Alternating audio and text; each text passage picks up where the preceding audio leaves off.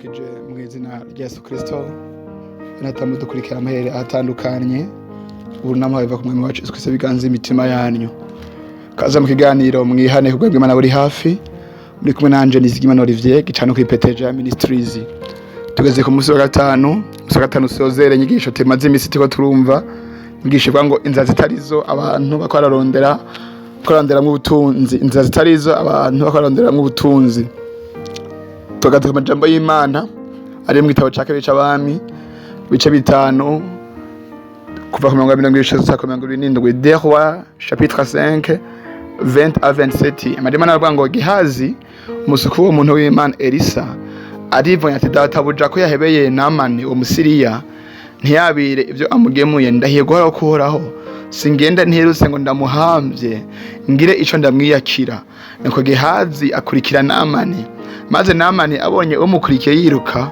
aruruka ava mu gote we ngo bahure aramubaza ati namahoro nawe ati namahoro ati databuja arantumye ngo ubunye nagende n'abahungu babiri bo mubiga ibyo kuvugishwa baturutse mu mugamba wabifurahimu ngo none mutabare bamuhere itarantu y'ifeza n'imyambaro ibyo gukuranya nuko Namani aramwishura ati enda nutware itarantu zibiri nuko aramugobera mutekere itarantu zibiri n'amafeza mu masaho abiri hamwe n'imyambaro ibiri yo gukuranya abikorera abantu biwe babiri baja imbere ya Gehazi bavyikoreye babishikanye ku musozi w'iwabo arabibaka araheza abijana mu nzu arabibika arungika abo bantu baragenda maze araza yinjira aho shebuja ari Elisa aramubaza tuvuye ka Gehazi ubundi ateka naho nagiye aramubarira ati mbega kugira ngo umutima wanje ntiwajaye nawe igihe wa mugabo yava mu gote wiwe agahindukira ngo muhure mbega n'igihe cyo kwakira amahera n'imyambaro n'imirimo y'imyera n'imizabibu n'intama n'inka n'abagorano n'abaguranokazi none rero imibembe ya Namani izokomako no ku ruvyaro rwawe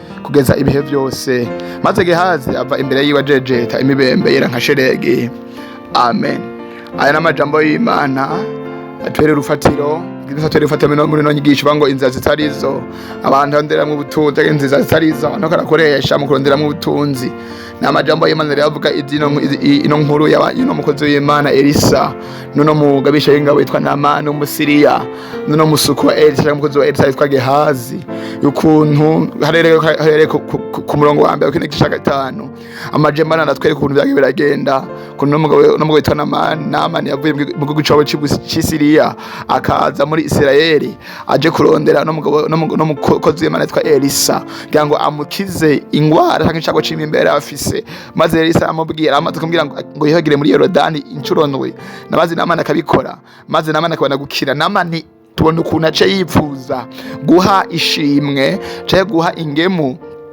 Elisa maze Elisa aravyanka ngo namahoro wigira amahoro maze Namani amaze kwa ikebanuye na Elisa asubira inyuma tubona nta majema tuvuye gusoma kuntu Gehazi yaciye yiruka agahambiriza Namani mu nzira akamubesha ngo databujaramye kandi ategeza mutuma akarondera ibintu by'amatarano n'imyambaro yitekerera bigiye mu mugabane wiwe muga Elisa ategeza mutuma amaze kubesha uko kandi ngano kubesha Elisa mumaje tuvuye Gehazi acamubwira ngo ntabona giye akongera kubesha muri ubwo buryo maze tunukuntu yaciye nka ibihano bibiri ko Elisa yaciye amubwira ngo imibembe ari kuri Namani isubiye kuri wewe n'urubyaro rwawe ibihe bitazoshira kandi si ibyo gusa hari ikindi kintu Gehazi yashike mushaka kuko amaze kubesha yaciye ava mu murongo arimo mu kicaye mu kibanza arimo mu buryo bw'impwemu kuko iyo umuntu abeshe iyo umuntu akoze icaha ahita ava mu kibanza arimo imbere y'impwemu mambe mu kibanza arimo mu buryo bw'impwemu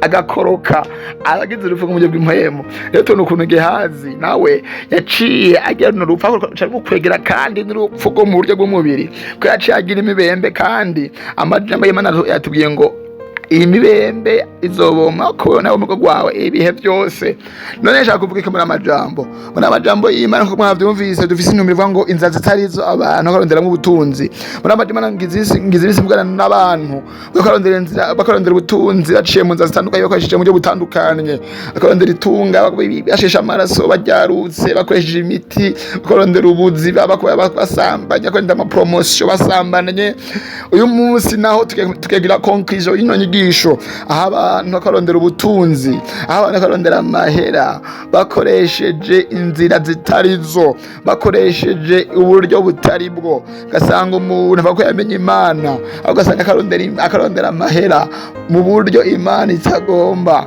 mu buryo Imana idashaka. Ugasanga umuntu w'umukozi w'Imana, ugasanga akarondera amahera mu buryo butari bwo, mu nzira zitarizo, mu nzira zidahimbara Imana. Ugasanga afise ibindi bintu kanaka akora, afise izindi business akora zitarizo, ziri fraude. Usanga afise ama business akora ari fraude. Ugasanga umuntu amenye Imana, n'umukozi w'Imana canke n'umuntu kanaka, umuntu w'Imana afise business ziri fraude, ariko arakora ibintu vya fraude, akora ibinyobwa vya fraude, peut-être n'amadrink, n'amaji, imitobe abantu banywa. Usanga akakora indani by'imitobe, akacamwa des produits zitari nziza ku magara y'abantu, agasanga ziko zimudonera umusaruro, ziko zimuha amahera, akateramwe imbere muri izo business. Cyasanga n'umuntu yamenye Imana, ariko akora importation bidandazwa kanaka, atabanje kuriha amakori mu kuvyinjiza mu gihugu, atabanje kuriha amakori mu kuvyinjiza mu gihugu, atenze kudiduana, kafise ukundi kuntu abigenje, atanga ibiturire kugira ngo agire importation y'ibidandazwa vyiwe, atarinje kuyadeduanema. Nubwo nabwo n'ubusuma, niyo tondira nazo ntabwo ari nziza, ntabwo Imana izemera. Wa muntu we kugira business iri fraude, kugira defraude muri business yawe, ukuragira office ibintu ukora by'amakavyo muri company, office company kurakora cyangwa office ukura producer, ibyo bintu ukora producer, ntabwo ukoresha uburyo bwiza, kurakoresha iby'amanyanga indani, kurakoresha des produits zo kwica umubiri w'umuntu, ariko shaka ngo ugire qualité bame quantité, ariko kugira ngo iyo quantité mu gihe uyigiramwo ikandika rija kwica mu buzima bw'abantu, kaweja kwica. Dufate karorero, uri kuhingura ibinyobwa abantu baja kunywa, amaji abantu baja kunywa, mbwa muri amaji urugero batase kubikora kugira ngo bisoke bifite qualité nziza, siyo uriko abikoreramwo, ariko kugira ngo uronke umwimbo mwinshi utaridaciye mu nzira nziza, kugira ngo uronke amahera menshi, kurundamwe n'ama produit atari meza, aza kugira ingaruka mbi mu mubiri w'umuntu, kandi ivyo uriko ubironke kubizi. Umva wa muntu ukora ivyo bintu ntabwo ari vyiza imbere y'Imana. Izo nzira ntabwo arizo. Shaka ufise des projets, waragize ibintu vyinshi wakuye muri izo business ziri fraude, ivyo ntabwo ari vyiza imbere y'Imana. Ico baciza nuko wokwihana, ko nutihana hari urupfu rukurindiriye. Shaka uri kwa des importations, ukakora importa amamodoka, ukora importa ibitandazwa, ubikura mu gihugu cyo hanze uvyiza mu gihugu ciwawe, ukurakoreramwo iyo business, ugasanga uri mu gihugu vy'importa, nta mataxe uriha kuri douane, nta mataxe uriha, ufise ukuntu warisha ibiturire, ufise ukuntu ubikora mu gihugu amanyanga, ukabicisha ahantu mu gihugu amanyanga, nturihe ukaje uvyemporta bidanda. Wa muntu we kwa ico kintu ntabwo ari ciza imbere y'Imana, ni ikintu kibi imbere y'Imana, ni ikintu kibi cane. Ushobora yakoze des importations nyinshi, ushobora yakoze ubwo buryo bwinshi bwo kwa importa ivyo bintu mu nzira zitandukanye, ukoresha imyaka myinshi, kandi kumenga naco bitwaye, ariko ijambo ry'Imana umunsi rije kuri wewe, ivyo bintu kwa ntabwo ari vyiza imbere y'Imana, ni icaha gikomeye. Vyari kuba vyiza uwe mu kwemporta bitara kuri douane ukariha amataxe bisabwa, bikinjira biciye mu mategeko, ariko igihe bitaba bigenze gutyo, nukuri bibica kandi gikomeye imbere y'Imana. Ushaka kumaza imyaka myinshi ubikora, kandi warabikuyemwo amazu, ukabikoramo amamodoka, ukabona ubuhinga buyironkeye, ndetse ukavyinjiramwo n'abandi bantu, ukabinjira muri ubwo busuma, ukabinjira muri ubwo buhuvyi. Umvirize ijambo ry'Imana rije kuri wewe, wakora kuri ivyo bintu, wariko importa ibintu utebishije mu nzira yo.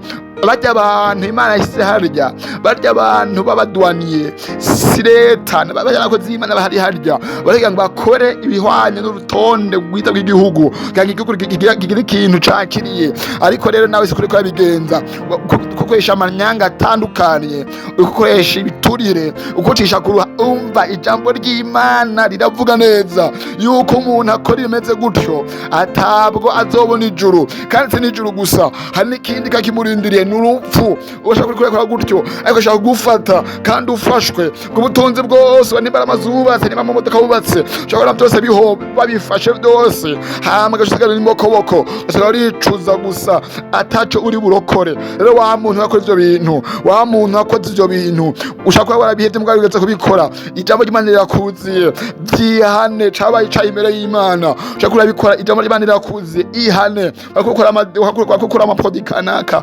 wakukora amaji kanaka, wakukora ibisuguti, wakukora ingeri zitaruke zo magopo, wakukora amafi yo magopo, wakukora inyama zo magopo, wakukora amafromaji bitandukanye, wakukora mu buryo butari bwiza bwoshobora konona amagara y'abantu. Kandi anacho byagutwara wacogira ahantu ibintu ukoze kwako ufise amapermis y'amacertificat kwemera gukora, kucimenga naco bitwaye, ugashira ko byose kamenya naco bitwaye. Kumbe wewe urazi neza ko uri kuricuza abantu. Umva wa muntu we ashaka wabikoze gutyo, leta ntikubone n'abandi ntabimenye, ariko Imana yoyo irabonye iyo mega wagize mu mutima. Ubwo buryo wabikoze Imana yabonye icoba ciza nuko ukwihana ugasaba Imana imbabazi, hama ukabihagarika ugatanga guproduce ibintu ukoresheje karite nziza. Abantu bakaronka inifise karite, bakaronka itaza ko n'imibiri yabo, bakabaho neza, bakagira amagara meza, kuko nabo baguha amahera kugira ngo babigure.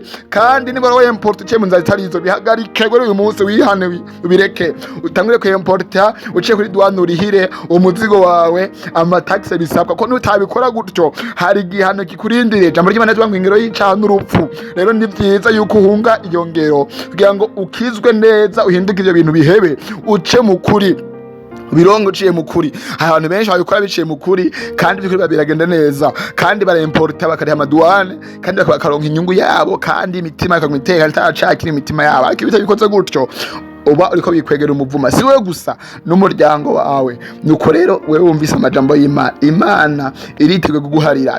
Iguharira ryari? Igihe uciye bugufi ugasaba imbabazi, uciye bugufi aho uri usaba Imana imbabazi kugira ngo iguharire kandi Imana ikugirire neza. Nuko murakoze mweka twatumaze iminsi tuko tugana kuri inyigisho. Imana bagenda tuzokomeza mu ndwiza tuganira byindisije Imana byemeze bayatuzaniye kandi tuganire. Imana bamugisha. Ukaba wifuza kuza uraronka zino nyigisho, wotwandikira kuri izi nimero +260 97 90 85 006 akamenza guteranya amajana 260 97 90 85 ubusa gatandatu, canke ukaja kuri YouTube ukandika P.T.G.A Ministry. Yesu aguhezagire. Urakoze.